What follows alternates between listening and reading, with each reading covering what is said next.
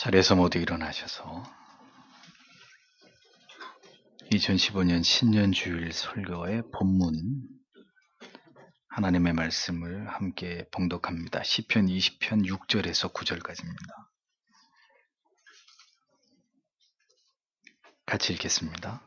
여호와께서 자기에게 속한 바 기름 부음 받은 자를 구원하시는 줄 이제 내가 아노니 그 오른손에 구원하는 힘으로 그 거룩한 하늘에서 저에게 응낙하시리로다.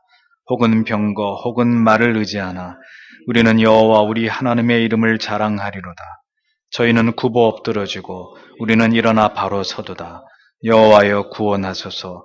우리가 부를 때에 왕은 응낙하소서. 아멘. 자리에 앉으십시오. 요한복음 강의는 다음 주부터 계속 이어가고 오늘은 신년 첫 주일 설교로 하나님의 이름을 자랑하리로다 이런 제목으로 하나님의 말씀을 생각해 보기를 원합니다. 아람의 대규모의 연합군이 이스라엘 공격을 감행하기 초일기에 들어간 시점에서 다윗을 비롯한 이스라엘 백성들이 하나님께 전장에 나아가기 전에 제사를 드리는 가운데 불렀던 시가 바로 시편 20편입니다. 1절에서 5절까지의 말씀은 그들이 이 환난의 날, 이 절체절명의 위기 속에서 무엇에 집중하고 있었는지를 보여줍니다. 그래서 지난 12월 31일 송구영신 예배에서 1절에서 5절의 말씀을 우리가 깊이 생각해 볼 수 있었죠. 2015년 첫 주일 예배에서는 이 은혜로운 본문의 후반부의 말씀을 이어서 함께 생각해 보는 것으로 첫 주일 우리에게 주시는 은혜를 함께 누리기를 원합니다. 다윗과 이스라엘 백성들은 뜻밖의 찾아온 위기와 두려움에 직면하게 된 때에 하나님께 간절히 기도했고 하나님께서 응답하실 것이라는 사실을 확신하고 있었습니다. 모든 하나님의 도우심은 바로 하나님의 임재의 상징이었던 성소로부터 그리고 시온으로부터 임하게 될 것이라는 것을 이스라엘 백성들은 굳게 믿고 있었습니다. 모든 능력은 바로 하나님과의 관계의 견고함에서 비롯되고 하나님께 온전한 제사를 드림이 하늘로부터 능력을 공급받을 수 있는 원천이라는 사실을 다윗과 이스라엘 백성들은 잘 알고 있었습니다.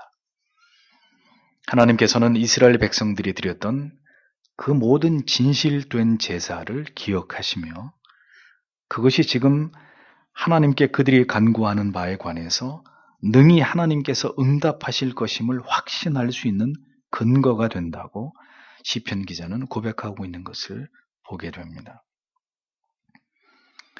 성경에서 보여주는 이러한 하나님에 대한 절대적인 신앙으로 우리의 믿음이 무장이 되어 있다면 무엇이 두렵고 염려스럽겠습니까? 그들은 이렇게 담대하게 하나님께서 그들에게 주실 승리를 확신하면서 전장으로 나아갈 준비를 하고 있었습니다. 성도에게는 언제나 눈앞에 펼쳐진 어떤 위기의 상황이 결코 두려움의 이유가 될 수 없습니다. 성도의 진정한 위기는 그러한 뜻밖의 위기와 두려움이 엄습했음에도 하나님께서 내게서 너무 멀리 계시다고 여겨지거나 기도를 해도 하나님께서 나의 이 다급한 기도를 외면하고 계신다고 느껴지는 순간입니다. 그것이 성도에게는 진정한 위기인 것이죠. 성도에게는 하나님과의 동행이, 하나님과의 친밀함이 가장 큰 무기라고 지난번에 말씀을 드렸습니다. 이 시편의 하반부는 이제 그들의 마음이 하나님에 대한 얼마나 견고한 믿음으로 무장되어 있는지를 보여주는 백미가 되고 있습니다. 이스라엘의 이 같은 신앙의 고백과 그 고백 속에 담겨진 담대한 믿음은 새롭게 또 한 해를 열어가는 성도에게 우리 또한 어떤 마음의 자세와 하나님을 향한 경외와 그리고 신뢰의 태도를 가지고 믿음의 선한 싸움을 싸워 나아가야 되는지에 대한 훌륭한 지침이 되고 있음을 보게 됩니다. 자, 그래서 오늘 6절 말씀을 보겠습니다. 주께서 자신의 기름 부음 받은 자를 구원하시는 줄 이제 내가 아노니 그분께서 자신의 거룩한 하늘로부터 자신의 오른손에 구원하는 능력으로 그의 말을 들으시리로다 라고 흠정역은 번역합니다.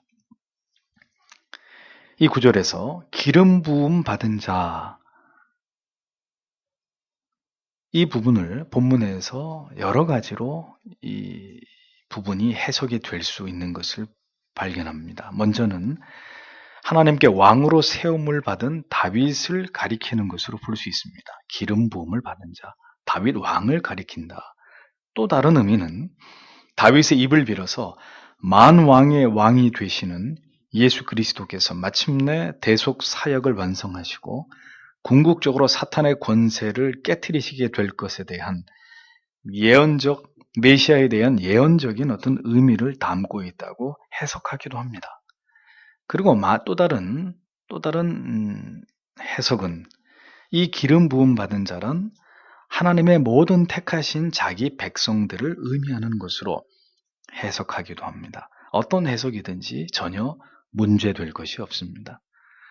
중요한 사실은 이 시를 쓰고 있는 시편 기자에게 있어서 적어도 이스라엘을 침략하기 위해서 진을 치고 있는 아람의 연합군에 대한 두려움과 염려는 전혀 보이지 않고 있다는 사실입니다. 그는 오직 여호와 하나님께서 자기에게 속한 바 기름 부음을 받은 왕을 혹은 이스라엘 백성을 혹은 장차 오실 하나님의 독생 성자 예수 그리스도를 하나님께서 친히 지키실 것을 확신하고 있다는 사실만이 이 시편을 통해서 돋보이고 있는 것을 우리는 보게 됩니다.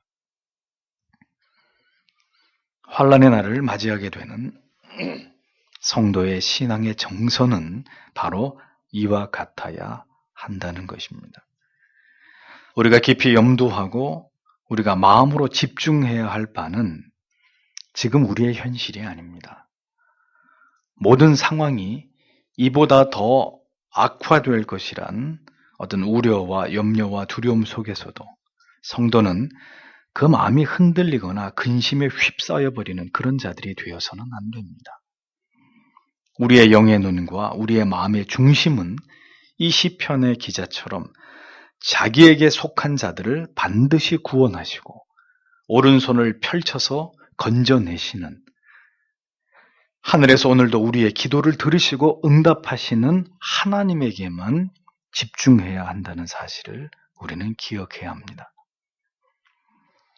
열왕기하 6장에 보면 아람 왕이 하나님의 사람 엘리사 선지자를 잡기 위해서 병거를 비롯해서 많은 군사들을 보낸 것을 보게 됩니다. 그런데 그 상황에서 엘리사의 하인인 종의 눈에는 아람의 군사들과 병거가 성을 겹겹으로 에워싸고 있는 모습이 눈에 들어오게 되죠. 엘리사의 종은 두려움에 사로잡히게 됩니다. 그러나 그때 엘리사 선지자의 눈에는 아람 왕이 보낸 군사들과 병거들이 보인 것이 아니라 그를 지키기 위해서 하나님께서 파병하신 불말과 불병거들이 산에 가득한 모습만이 보였을 뿐이었습니다. 무엇이 더 크고 선명하게 보이는가의 문제는 이 세상에서 성도로 살아가는 동안에 매우 중요한 문제가 아닐 수 없습니다. 화려하고 아름답고 막강한 힘을 가진 세상을 또 나를 도울 유력한 어떤 사람이나 재물을 의지하고 바라볼 수도 있을 것이고 그보다는 우리를 도우시는 진정한 구원자이시오. 우리의 도움이 되시는 하나님을 그분의 능하신 손을 우리가 바라볼 수도 있을 것입니다. 우리가 우리에게 닥친 현실만을 바라보게 된다면 우리는 낙담과 좌절과 절망에 매몰될 뿐입니다.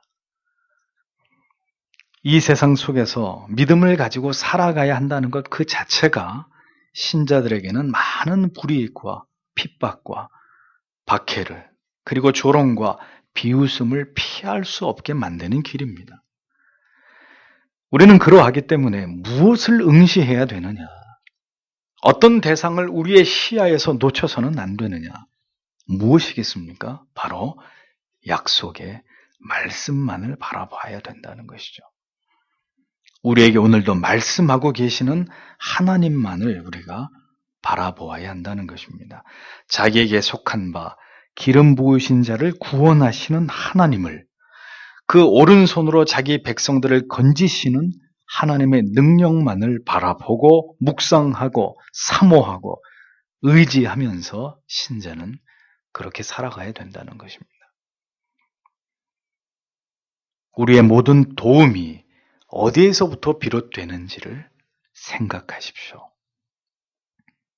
참된 행복과 마음의 기쁨과 평안이 우리의 가정과 배우자와 자녀로부터, 혹은 사업의 성공이나 번창으로부터, 혹은 물질적인 여유와 형통으로부터 말미암는 것일까요? 그렇게 믿었다면 그것은 신앙이 아닙니다. 그것은 모두 순간적일 뿐이고 가변적인 그런 것들에 지나지 않습니다.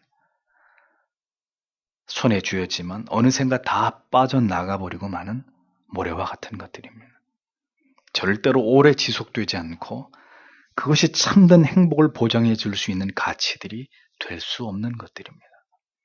우리의 진정한 도우심은, 우리의 영혼의 진정한 희락의 근원은 하나님께서 하늘로부터 우리에게 공급하시는 것에 있다라는 것을 기억하셔야 합니다. 그 거룩한 하늘에서 저에게 응낙하시리로다라고 성경은 말씀하고 있습니다. 하늘을, 하나님의 능력을 온전히 의지하지 않는 신자는 반드시 이 땅의 것들에 대해서 믿었던 물질과 사랑했던 사람들에 대해서 차디찬 배신과 실망을 맛보게 되어 있다는 사실을 잊지 마십시오. 그래서 성도는 눈을 들어서 하늘을 바라보아야 합니다. 하나님만을 의지하고 하나님께 저 하늘에 우리의 소망을 두는 자들이 되어야 합니다. 이 땅에 속한 것들은 아무것도 의지할 수 없고 의지해서도 안 되는 것들이죠. 오직 우리의 도우심은 하늘의 하나님께로부터 말미암는 것이다 라는 것을 분명하게 기억하시기를 바랍니다. 그것이 바로 믿음입니다. 하나님께서 우리와 함께 하시고 우리를 도우시고 우리를 반드시 지키심을 믿고 두려워하지 않고 염려하지 않으면서 마음의 평안과 고요를 지키고 잠잠히 기다릴 줄 아는 그것이 바로 믿음이라는 것입니다. 반드시 우리를 구원하신다는 사실, 반드시 우리의 기도와 간구에 응답하시는 하나님이심을 우리는 올 한 해도 믿고 의지하고 그 하나님께로 우리의 마음을 고정시켜야 할 것입니다. 한글 성경에는 이 구절에서 무엇이 강조되어 있는지가 자세히 드러나 있지 않지만 원문을 더 자세하게 번역을 하면 반복되는 단어가 눈에 들어옵니다. 그것은 자신의 기름 부음 받은 자를 자신의 거룩한 하늘로부터 자신의 오른손에 구원하는 능력으로 이렇게 기록되어 있습니다. 자, 어떤 단어가 반복됐죠? 자신의 라는 단어가 3번이나 한 구절 속에 원문에는 반복되어서 나타납니다. 이것은 무엇을 우리에게 의미하려고 하는 것일까요? 하나님께서는 자신의 소유에 대해서 매우 집착이 강하신 분이라는 겁니다. 자신의 택한 백성들을 향해서는 하나님께서 다른 어떤 대상의 손을 빌리지 않고 하나님 자신의 거룩한 하늘로부터의 하나님 자신의 오른손으로 하나님의 자신의 백성들을 친히 구원하시는 분이라고 성경은 말씀해 주고 있는 거예요. 하나님의 자기 백성들에 대한 하나님의 거룩한 집착이 성경의 말씀 속에 잘 드러나고 있는 구절입니다. 그렇기 때문에 우리가 중요하게 여겨야 될 것이 무엇이냐? 내가 분명히 그분의 것이냐 하는 문제입니다. 우리가 하나님의 소유인 것이 틀림없다면 우리는 아무것도 걱정하거나 염려의 마음을 가질 이유가 없습니다. 왜 그렇습니까? 자기 백성에 대해서 반드시 하나님 자신이 자신의 백성을 건지시겠다고 말씀하고 계시기 때문입니다. 그러나 우리가 하나님의 소유가 아니고 우리가 하나님의 소유된 자인 것을 우리가 확신하지 못한다면 우리는 언제나 현실의 위기와 두려움과 고난과 패배에 대해서 움츠려들 수밖에 없을 것이고 좌절하고 낙심하는 인생을 살아갈 수밖에 없게 될 것입니다. 하나님의 사랑하는 자녀들에 대한 이러한 하나님의 거룩한 집착과 그들을 보호하시는 하나님의 열심을 우리가 믿는다면 오늘 우리에게 닥친 고난의 어두움의 밤은 차라리 축복이 될 수 있는 것입니다. 칠흑 같은 어두움은 밤하늘의 별빛을 더욱 영롱하고 밝게 보이게 하는 배경이 됩니다. 화려한 도심 속에서는 수많은 별빛의 아름다움이 가슴으로 내려와 앉지 않지만 도심의 불빛이 존재하지 않는 시골의 어두운 밤 들녘에서 올려다본 밤하늘은 수없이 빛나는 별빛으로 영롱한 위대한 대자연의 심포니를 우리에게 들려줍니다. 어두울수록에 우리에게 비추시는 하나님의 사랑과 은혜의 빗줄기는 더 밝고 강렬한 법입니다. 어려움 속에, 환난 속에, 걱정과 근심 속에서 그렇기 때문에 우리는 움츠러들거나 뒤로 물러서서는 안 되고 올 한 해에도 더 하나님께로 다가가고 더 간절히 하나님께 무릎을 꿇고 그렇게 하나님께로 다가가서 하나님과 더 깊은 친밀한 관계를 맺어갈 수 있는 그러한 기회로 여러분들이 올 한 해에도 우리에게 주신 모든 시간들을 그렇게 활용하셔야 된다는 겁니다. 지금 길이 막혀 있다는 것은, 지금 여러분들에게 어떤 어려움이 찾아왔다는 것은 여러분들의 인생에 하나님께서 쉼표를 찍으신 것입니다. 그러면 자꾸 앞으로 가려고 하면 안 돼요. 하나님이 쉼표를 딱 찍어놓고 무언가 여러분들의 앞길을 가로막으셨다면 기다려야 합니다. 그 막힘 속에서, 그 고난 속에서, 그 고독 속에서 하나님과 더 가까워지기 위해서 노력하셔야 합니다. 하나님이 다시 열어주셔야 열리는 것이고 그 수레바퀴를 구덩이에서 하나님이 빠져나가도록 도와주셔야 다시 앞을 향해 굴러갈 수 있는 것이 우리의 인생 아니겠습니까? 마침내 때가 되면 오른손을 뻗어서 우리를 구원하시기 위해서 하늘로부터 권능을 바라시는 하나님의 능력을 경험하게 됩니다. 그런 생애적인 감격의 시간들이 올 한 해에도 여러분들에게 찾아와야 된다는 것이죠.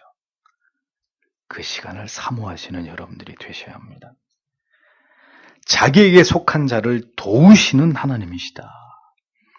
우리의 응답은 거룩한 하늘로부터, 하늘의 하나님께로부터 임하는 것이다. 땅을 바라보거나 사람을 의지하려고 하는 우리의 연약함을 버려야 된다는 것입니다. 사방이 막혀도 하늘은 열려 있다는 사실을 잊지 마십시오. 그러므로 시시때때로 성도는 하늘을, 하나님을 바라보고 오직 하나님만을 신뢰하고 의지하는 자들이어야 한다는 것입니다. 하나님을 의지하고 하늘로부터 하나님의 도우심만을 바라보는 것은 하나님 이외에 유력한 우리가 의지할 만한 모든 다른 대상들을 포기하는 것을 전제로 해야 된다는 사실을 성경은 우리에게 말씀합니다. 7절을 보십시오. 어떤 자들은 병거를 신뢰하며 어떤 자들은 말을 신뢰하나 우리는 주 우리 하나님의 이름을 기억하리로다 라고 번역하고 있습니다. 병거와 마병의 수는 고대 전투에서 승리를 결정짓는 가장 중요한 요인이었습니다. 그러니까 얼마나 많은 기마병을 가지고 있고 얼마나 많은 강력한 병거를 가지고 있느냐가 그 전쟁에서 승패를 좌우하는 문제였다는 거죠. 이방의 패권 국가들은 그 강력한 힘의 근원이 바로 병거와 기마를 얼마나 많은 수를 소유하고 있느냐에 의해서 좌지우지됐습니다. 그러나 당시 이스라엘은 국토의 대부분이 산악지대였기 때문에 또 병거와 많은 수의 말을 가질 수 있는 여유조차 없었기 때문에 병거와 마병은 구경도 할 수 없는 상황이었습니다. 또 무엇보다도 하나님께서는 다른 나라들은 모르겠지만 이스라엘만큼은 말과 병거를 가지는 것을 하나님께서 원치 않으셨습니다. 이사야 31장 1절을 보면 도움을 구하러 애굽으로 내려가는 자들은 화 있을진저 그들은 말을 의뢰하며 병거의 많음과 마병의 힘이 강함을 의지하고 이스라엘의 거룩하신 자를 앙모치 아니하며 여호와를 구하지 아니하거니와 이런 말씀이 기록되어 있습니다. 신명기 17장 16절에서는 말씀하시기를 왕된 자는 말을 많이 두지 말 것이요 말을 많이 얻으려고 그 백성을 애굽으로 돌아가게 말 것이니 이는 여호와께서 너희에게 이르시기를 너희가 이후에는 그 길로 다시 돌아가지 말 것이라 하셨음이며 이런 말씀들이 기록되어 있습니다. 하나님의 뜻은 어떤 일이 있어도 애굽이 자랑하던 말과 병거에 대해서 이스라엘 백성들이 마음을 두지 않는 것이었습니다. 말과 병거는 오늘 우리 시대에 무엇을 의미하는 것일까요? 바로 세상에서의 돈의 위력이고 권력의 위력을 의미합니다. 의지할 사람의 힘을 의미하는 것이고 인간이 스스로 자랑하는 지혜와 지식, 경험을 상징하는 것입니다. 하나님께서는 병거와 말을 갖지 말라고 은과 금을 자랑하지 말라고 이스라엘의 왕이 될 자들에게 분명하게 명령하셨습니다. 왜 그렇게 말씀하신 것일까요? 어떤 가운데서도 너희와 함께하며 너희를 지킬 자는 나 여호와 하나님뿐이다. 그것을 잊지 않게 하시기 위함이었던 것입니다. 말이 많아지고 그래서 훈련된 뛰어난 기마병이 생기고 또 고대 전차와 같은 병거의 수가 늘어나면 하나님을 의지하겠습니까?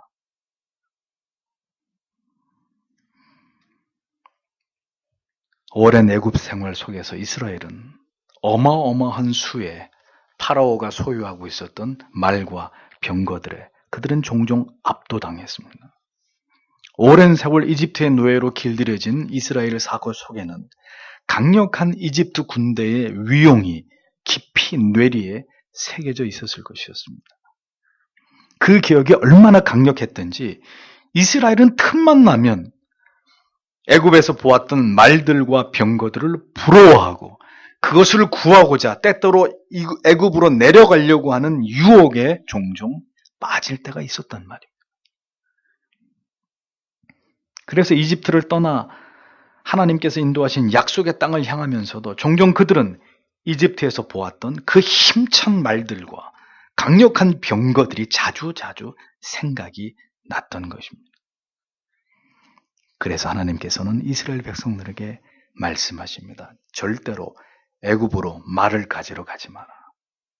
병거를 가지러 가지 말라고, 생각도 하지 말라고 하나님께서는 그렇게 경고하셨습니다. 그럼에도 불구하고 이스라엘은 홍해 바다에서 하나님께서 수장시키신 바로의 기병과 병거들을 보았음에도 오랜 시간이 흘러가도록 그 말과 병거에 대한 미련을 버리지 못하는 어리석음을 보게 됩니다. 그래서 솔로몬 왕은 말년이 어떻게 됐습니까? 하나님이 분명히 말을 구하러 이집트로 내려가지 말라고 했는데도 애굽으로부터 많은 말들을 사들이고 은과 금을 모으고 자신의 부와 군사력을 과시하지 않았습니까? 결국은 어떻게 됐습니까? 처음에 겸손을 잃어버린 솔로몬 왕국은 몰락하고 이스라엘은 둘로 분열되는 비극을 초래하지 않았습니까? 세상에서 건져내어서 하나님의 자녀들이 되게 하셨다는 것은 무엇을 의미하는 것입니까? 이제는 세상이 아닌 하나님만을 의지해서 그분의 말씀만을 의지해서 살아가는 하나님의 백성들로 하나님이 우리를 삼으셨다는 것입니다. 그렇다면 애굽의 말과 병거를 의지하지 말 것을 말씀하셨듯이 우리는 세상이나 세상의 아름다움과 세상의 힘을 의지해서 살아가려고 하는 그런 자들이 되어서는 안 되는 것이죠. 하나님만을 의지하는 온전한 힘은 온전히 하나님 외에는 의지할 대상을 우리의 마음에 품지 않고 우리의 주변에 두지 않는 것에서부터 시작되는 것입니다. 사랑하는 대상에 대한 온전한 마음을 지키는 것은 사랑하는 대상 외에 다른 대상을 마음에 두지 않으므로 그 사랑하는 대상을 향한 그 사랑의 열렬함을 지켜낼 수 있는 것입니다. 여러분, 자식에 대한 사랑이 식어지거나 혹은 내 자식이 아닌 다른 사람의 자녀들을 내 자식보다 더 사랑하게 되는 일들이 그 친부모님들에게 일어나는 그런 경우가 있을까요?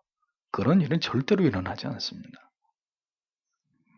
그런데 왜 배우자를 향한 사랑은 식어지거나 그 사랑이 때때로 소멸되는 것일까요? 그것은 배우자가 아닌 다른 이성에 대해서 눈을 돌리고 관심을 갖고 마음을 품게 되기 때문입니다. 온전한 한 대상만을 바라보고 그 대상을 사랑하는 마음을 지키기 위해서는 다른 모든 이성에 대한 관심이나 생각을 온전히 버림으로 그 사랑을 끝까지 지켜가야 되는 것이듯이 하나님을 향해서도 마찬가지입니다. 말과 병거를 한편으로는 의지하면서 한편으로는 하나님도 의지할 수는 없는 것입니다. 무엇인가 이 세상에서 마음을 두고 미련을 두고 혹은 상당히 의지할 만한 어떤 대상을 한편에 두고 또 한편으로 하나님을 온전히 신뢰하기란 불가능한 것입니다. 그렇게 두 마음을 품을 수 없도록 하나님께서 우리의 영혼과 마음을 설계하셨기 때문입니다. 하나님보다 더 사랑하고 더 의지하고 더 신뢰하는 것이 우리 안에 있는 한 하나님을 향한 온전한 신뢰는 우리 안에 존재할 수 없고 그 하나님을 향한 절대적 신뢰는 우리 안에 지켜질 수 없고 그런 절대적인 신앙은 우리 안에서 생겨날 수도 없는 것입니다. 시편 18편에서는 여호와 하나님을 의지하는 자의 늠름한 기백과 그 절대적인 신앙의 모습이 잘 묘사되어 있습니다. 그 가운데 29편에서 34편을 보면 이런 말씀이 기록되어 있습니다. 주께서 나의 등불을 켜시며 여호와 내 하나님이 내 흑암을 밝히시리이다. 내가 주를 의뢰하고 적군에 달리며 내 하나님을 의지하고 담을 뛰어넘나이다. 하나님의 도는 완전하고 여호와의 말씀은 정미하니 저는 자기에게 피하는 모든 자의 방패시로다. 여호와 외에 누가 하나님이며 우리 하나님 외에 누가 반석이뇨. 이 하나님이 힘으로 내게 띠띠우시며 내 길을 완전케 하시며 나의 발을 암사슴 발 같게 하시며 나를 나의 높은 곳에 세우시며 내 손을 가르쳐 싸우게 하시니 내 팔이 놋화를 당기는도다 라고 기록하고 있습니다. 그리고 39편에는 이렇게 기록합니다. 대저 주께서 나로 전쟁케 하려고 능력으로 내게 띠띠우사 일어나 나를 치는 자로 내게 굴복케 하셨나이다 라고 시편 기자는 고백하고 있습니다. 말과 병거로 싸우는 것이 아닙니다. 하나님이 주시는 능력, 전쟁할 수 있는 능력, 내 발을 사슴처럼 만드셔서 담을 뛰어넘고 높은 곳으로 올라가고 내 손에 힘을 강하게 하셔서 놋화를 당길 수 있을 만큼의 강력함을 누가 주신다는 겁니까? 하나님께서 주신다는 거예요.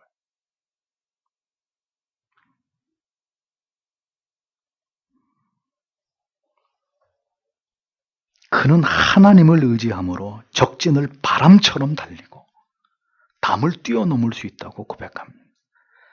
내 발을 사슴과 같이 해서 나를 높은 곳에다가 세우신다. 내가 서는 것이 아닙니다. 하나님께서 세워주신다라고 고백합니다. 이것이 바로 하나님을 의지하는 자의 능력이라는 것입니다. 하나님께서 그 하나님을 의지하는 자로 하여금 친히 무장케 하셔서 전쟁을 치룰 수 있도록 능력으로 띠를 띄워주신다. 로마 군사들의 무장을 보면 허리띠를 매는데 이 허리띠가 왜 중요하냐? 이 허리띠에 모든 무기들을 다 이 허리띠에 장착할 수 있었습니다. 긴 검부터 짧은 검, 또 포박할 수 있는 밧줄, 기타 등등 여러 가지 것들을 이 허리에다 다 묶을 수 있었습니다. 그 얘기입니다. 하나님이 능력으로 띠를 띄워주신다. 골리앗을 쓰러뜨린 경험이 있었던 다윗이 이렇게 담대하게 노래하고 있었던 것을 시편 18편은 우리에게 보여줍니다. 병거와 말을 의지하여 살아가는 것은 성도의 방식이 아닙니다. 하나님을 알지 못하는 이방인들 따위는 병거와 말을 의지해서 살아갑니다. 하나님을 모르는 불신자들은 통장에 잔고가 두둑해야 되고 좋은 차를 타야 되고 큰 집에서 살아야 합니다. 그들은 그것이 그들의 자랑거리고 그것이 그들의 만족이기 때문입니다. 그들은 돈과 권력에 의지해서 그것에 기대어 그 위력에 기대어 살아갑니다. 그래서 사람들의 부러움을 사기도 하고 이것을 거머쥔 사람들을 세상 사람들은 성공한 사람들이라고 부르기도 합니다. 하지만 성도는 병거와 말이 아닌 부나 권력이나 화려한 인맥이 아닌 하나님의 이름만을 자랑하는 자들, 그들이 바로 신자입니다. 오늘 성경에 우리는 여호와 우리 하나님의 이름을 자랑하리로다. 이렇게 노래하고 있음을 주목해 보십시오. 전지전능하시고 무소불능하시고 무소부재하신 그 하나님의 이름의 권세와 능력만을 의지하는 사람들, 그들이 누구냐? 하나님의 자녀들이라는 겁니다. 자기 백성을 자기의 오른손으로 반드시 지키겠다고 말씀하시는, 하늘에서 부르짖는 백성들의 기도를 반드시 응답하시겠다고 말씀하시는, 우리가 자랑하는 분은 오직 위대하신 하나님 한 분밖에 없는 거예요. 그 하나님의 이름만을 자랑하고 높이고 우리가 그분의 자녀인 것을 기뻐하고 감사하면서 감격해하는 사람들이, 그렇게 삶을 살아가는 사람들이 바로 성도, 거룩한 무리들, 그들이라는 것입니다. 8절을 보십시오. 그들은 낮추어지고 쓰러졌으되 우리는 일어나서 똑바로 서리로다 라고 기록하고 있습니다. 황금을 의지하고 사람을 의지하고 자신의 능력과 경험과 가진 것을 의지하는 자들은 어떻게 된다고요? 굽어 엎드려지게 되는 때가 도래한다 라고 성경은 얘기합니다. 성도는 이 진리를 붙들고 믿어야 합니다. 의로운 자와 악한 자의 명백한 최후를 아는 사람들이 신자들입니다. 하나님만을 의뢰하면서 살아가는 자의 그 고뇌의 끝과 세상의 힘을 의지해서 살아가는 자들의 그 불안한 넉넉함의 끝이 무엇인지 알 때 우리는 흔들리지 않을 수 있고 낙심하거나 좌절하지 않을 수 있는 것입니다. 우리는 끝을 보는 사람들입니다. 시작이나 과정을, 중간을 보는 사람들이 아닙니다. 시편 기자는 이 모든 하나님께서 통치하시는 세상의 이치를 간파하고 있었습니다. 말과 병거를 의지하는 자는 반드시 굽어 엎드려지는 날이 올 것이고 여호와 하나님의 이름만을 의지하고 자랑하며 나아가는 자는 반드시 일어서서 더욱더 올곧게 바르게 서게 될 것이라는 것을 확신하고 있었습니다. 오늘 우리에게 이러한 깨달음과 진리에 대한 확신이 있는가 질문해 볼 필요가 있습니다.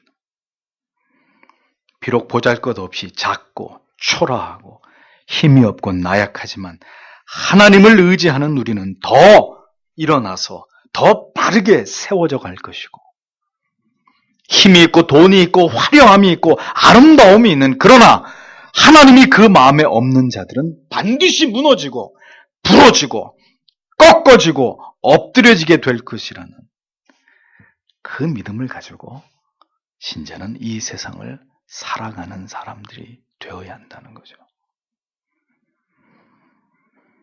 시간이 지날수록 우리의 모든 환경이 더 불안해지고 어려워지고 환난과 핍박이 도래할 수도 있을 것입니다.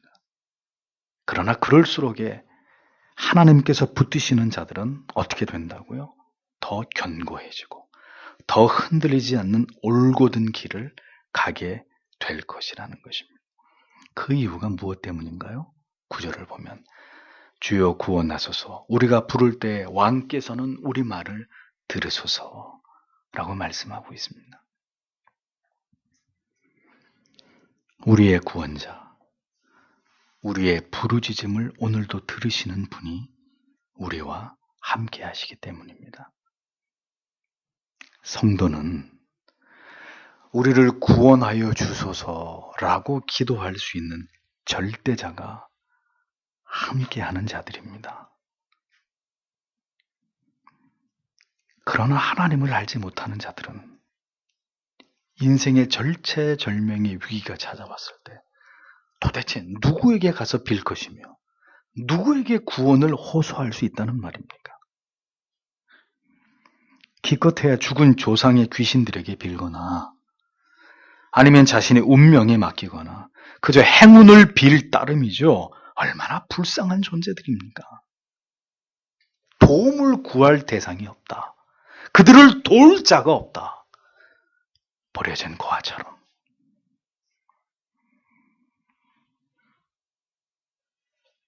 구원을 위해 노래하는 이스라엘 백성들의 심정은 무엇이었을까요? 이 시가 쓰여질 당시 그들의 마음은 불안과 초조와 어떤 두려움이었을까요? 저는 그렇지 않다고 생각합니다.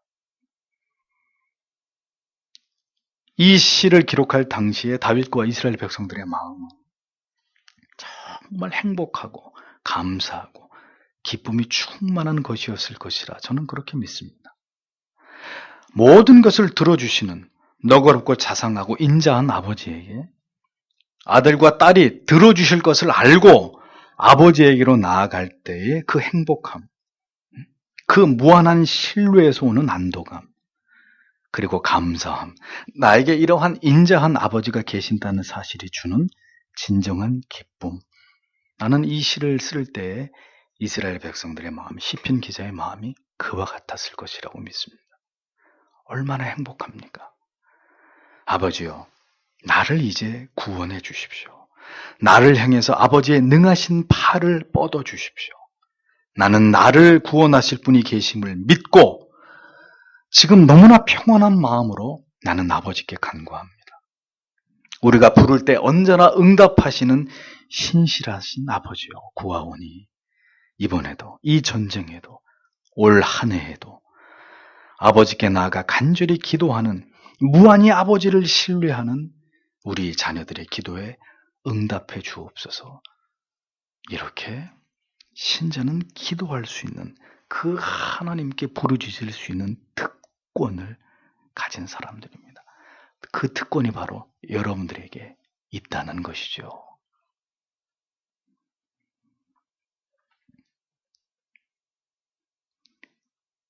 그렇게 하나님께 간절히 구원을, 도우심을 구할 만한 어려움이 없으셨습니까? 지난 한 해.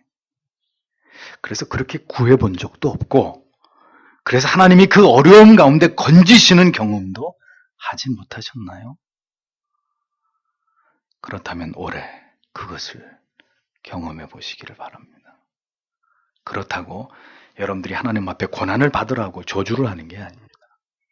혹 올해 어떤 모양이든지 어떤 상황이든지 여러분들의 힘으로 감당할 수 없을 만한 고난이 찾아왔을 때 오늘 우리가 생각한 이 말씀을 기억하시라는 겁니다.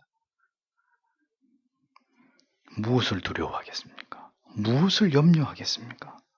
어느 곳으로 어떻게 우리를 인도하시든 이 하나님께서, 이 아버지께서 우리의 선하신 목자가 되시는데 우리가 뭘 걱정하고 근심하고 두려워하겠습니까? 사랑하는 성도 여러분, 2015년 올 한 해도 이 설레이는 마음으로 하나님과 함께 출발하시는 여러분들이 되시기를 바랍니다. 시편의 기자가 들려주는 이 위대한 고백을 나의 고백으로 삼고 하나님과 친밀함으로 그것을 우리의 무기 삼아서 여러분들에게 주어진 길을 부지런히 여러분들에게 주어진 삶을 열심히 살아가기를 축복합니다. 하나님께서 계신다는 것이 때때로 우리에게 얼마나 큰 행복이 되는지 모릅니다. 하나님께서 나의 기도를 들으신다는 것이 우리에게 얼마나 큰 위로가 되고 얼마나 위대한 특권인지 모릅니다. 하나님을 아는 것이, 그 하나님을 바로 아는 것이 바로 우리의 힘인 것입니다. 그 하나님을 자랑하면서 살아가는 것이 성도의 진정한 행복이라는 것입니다. 병거와 말을 의지해서 치열하게 생명 없는 삶을 살아가는 자들의 틈바구니에서 우리는 오늘도 하나님의 이름만을 자랑하면서 살아갈 것입니다. 그 올곧은 길을 우리는 이 한 해 동안에도 힘차게 걸어갈 것입니다. 지금 이 순간 하나님께서 여러분 모두의 마음을 강하게 붙들어 주시고 여러분 모두의 마음을 이 가슴 벅찬 감동으로, 감격으로, 그리고 행복과 감사로 여러분들의 마음이 충만해지도록 하나님께서 채워주실 줄 믿습니다. 다 함께 기도하겠습니다.